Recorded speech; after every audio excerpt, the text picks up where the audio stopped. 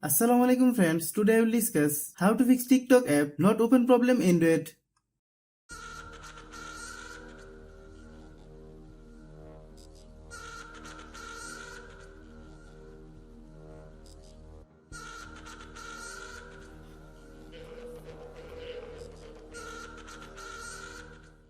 Click settings.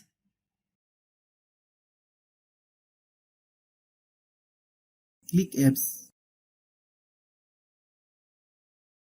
Click app management. Click TikTok.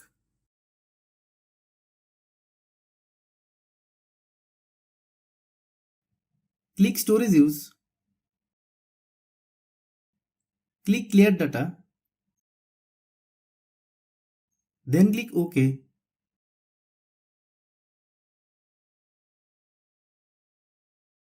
Click force stop.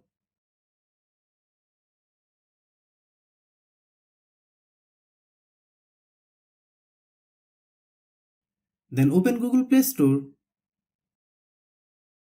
Then search TikTok.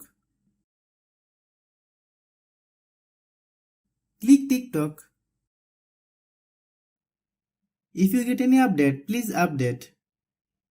Open TikTok.